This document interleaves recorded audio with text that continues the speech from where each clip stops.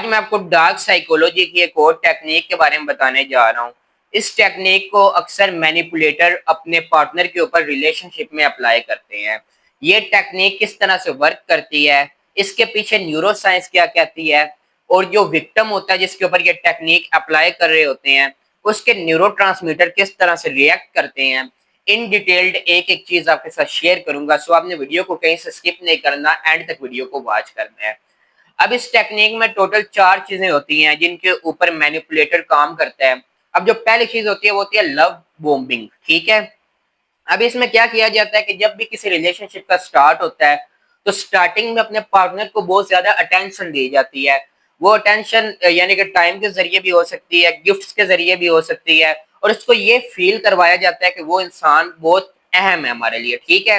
یعنی کہ آپ کے ساتھ کوئی بندہ اگر ریلیشن شپ میں ہے تو آپ سٹارٹنگ میں سے اتنی زیادہ محبت دو گے، اتنی زیادہ کیئر دو گے، اتنی زیادہ اٹینشن دو گے، اور اس کو یہ فیل کرواؤ گے کہ اس سے بڑھ کر آپ کے پاس کچھ نہیں ہے، وہ آپ کے لیے سب سے زیادہ اہم ہے، ٹھیک ہے۔ اب کیا ہوتا ہے اس کے پیچھے کہ اب نیورو سائنس کیا ہے وہ میں آپ کو بتاتا ہوں۔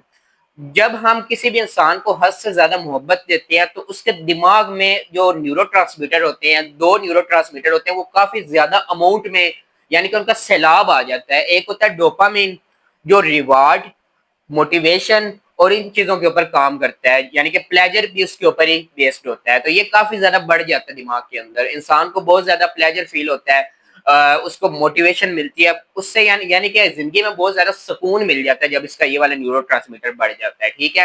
ساتھ ہی اس کے اندر آکسیٹوسین بھی کافی زیادہ اماؤنٹ میں ریلیز ہونا سٹارٹ ہو جاتا ہے، اور جو آکسیٹوسین ہوتا ہے وہ ہوتا ہے بونڈنگ اور لو کا ہارمون۔ جب آپ کسی کے ساتھ ریلیشن شپ میں ہوتے ہیں، بونڈنگ میں ہوتے ہیں، تو آپ کے اندر آکسیٹوسین بھی کافی اماؤنٹ میں ریلیز ہوتا ہے۔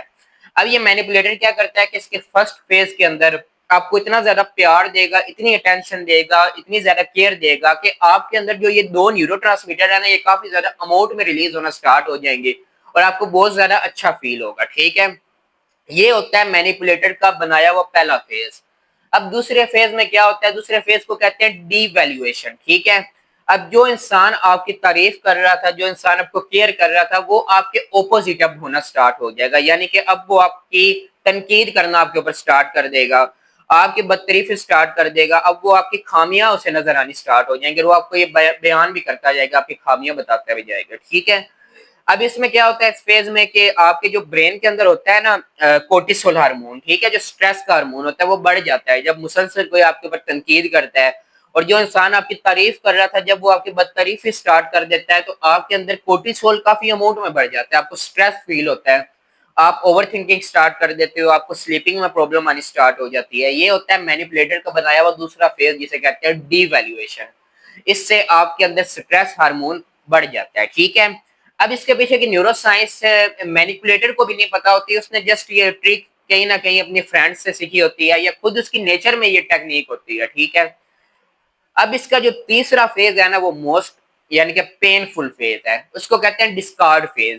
اب کیا کرے گا جو مینیپولیٹر ہے نا، وہ یعنی کہ آپ کے ساتھ بالکل لا تعلقی اختیار کر لے گا، آپ کو ہر جگہ سے بلاک کر سکتا ہے، آپ کو پوری طرح سے اگنور کرنا سٹارٹ کر دے گا، آپ سے کانٹیکٹ ختم کر دے گا، اور اس طرح آپ کو فیل کروائے گا کہ آپ کا اس کے ساتھ یعنی کہ رشتہ ختم ہو چکا ہے۔ اب یہ سب سے زیادہ پین فل فیز ہوتا ہے۔ اب اس فیز میں کیا ہوتا ہے؟ جو آپ کے دماغ کے اندر پہلے نیورو ٹرانسمیٹر بڑے ہوئے ہوتے ہیں ڈوپامین اور آکسیٹوسین، ٹھیک ہے۔ اب اچانک سے وہ جو یعنی کہ جس سورس سے آپ کے وہ بڑھ رہے تھے نا، یعنی کہ اس شخص سے، وہ شخص ہی آپ سے دور چلا گیا جو آپ کے ڈوپامین کو بڑھانے کا ذریعہ تھا، یعنی کہ آپ کے دماغ کے اندر جو ریوارڈ اور موٹیویشن اور پلیجر فیل کروا رہا تھا وہ شخص ہی آپ سے دور چلا گیا۔